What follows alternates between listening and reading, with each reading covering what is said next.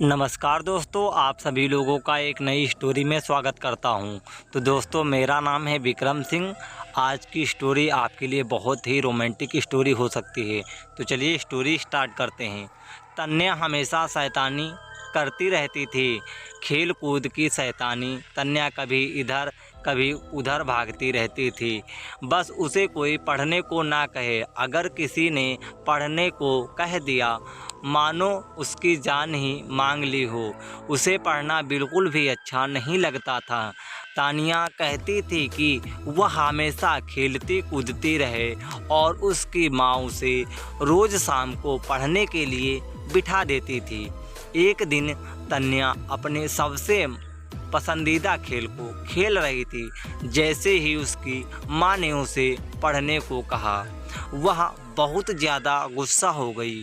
उसने सोचा कि अगर वह घर की सारी किताबों को जला दे तो उसकी प्रॉब्लम हमेशा हमेशा के लिए ख़त्म हो जाएगी। अगले दिन जब उसकी माँ घर पर नहीं थी, तन्या ने सारी किताबों में आग लगा दी। बस आग में एक लाल किताब भी थी। जैसे ही वह किताब जली, बिजली ज़ोर ज़ोर से गड़गड़ाने लगी, तेज़ हवाएं चलने लगी और अचानक से एक लपट बाहर निकली जो धीरे धीरे एक औरत का रूप लेने लगी। तन्या उसे देखकर बहुत ज़्यादा डर गई। तभी अचानक वहाँ पर उसकी माँ आ गई और तन्या को एक थप्पड़ लगा दिया और तन्या की माँ तुरंत उसे पूंजा वाले कमरे में ले गई। माँ ने तन्या को बताया कि जब वह लोग इस घर में आए थे, तब कुछ लोग कहते थे कि इस घर में एक चुड़ैल का साया है। तो उन लोगों ने एक बड़े पुजारी को बुलाकर इस घर की पूजा करवाई और उस पुजारी ने उसकी शक्ति से उस चुड़ैल के साये को एक किताब के अंदर कैद कर दिया था और बोला कि कभी भी इस किताब को कोई हाथ ना लगाए और अगर गलती से किसी ने इसे आग में डाल दिया तो यह चुड़ैल वापस आज़ाद हो जाएगी। तन्या यह बात सुनकर डर गई और बोली, माँ अब क्या करें? तब माँ ने बोला, पुजारी जी ने उन्हें एक पवित्र जल दिया था कि अगर यह चुड़ैल कभी गलती से बाहर आ जाए तो इस जल को छिड़क कर उस चुड़ैल को फिर से कैद किया जा सकता है। पर अब मुश्किल यह था कि यह जल छिड़का कैसे जाए, क्योंकि वह चुड़ैल काफ़ी गुस्से में थी, क्योंकि उसे इतने लंबे समय तक के लिए इस किताब में बंद कर दिया गया था। तभी अचानक वहाँ रोते बिलखते दो छोटे छोटे बच्चे आ गए और वह चुड़ैल उन बच्चों के पास शांति से खड़ी हो जाती है। माँ धीरे से कमरे से बाहर आई और उस चुड़ैल से बात करने की कोशिश करने लगी। जैसे उस चुड़ैल ने माँ को देखा, वह चुड़ैल माँ पर हमला करने के लिए भागी।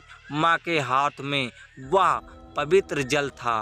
उस जल को देखकर चुड़ैल डर गई और वहीं रुक जाती है और बोली, मेरे पर यह जल मत डालो, मेरे बच्चे फिर अकेले हो जाएंगे।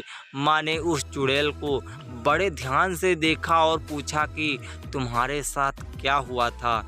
चुड़ैल बोली, मेरे पति ने मुझे वहीं जिंदा जला दिया था और मेरे बच्चे भूखे बिलखते रह गए और ऐसे ही उन्होंने भी दम तोड़ दिया था।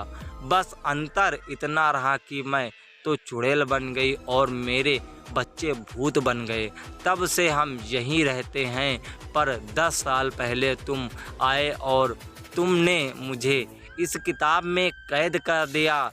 आज मैं वापस आज़ाद हुई हूँ तो अपने बच्चों को वापस अकेले नहीं छोड़ना चाहती हूँ।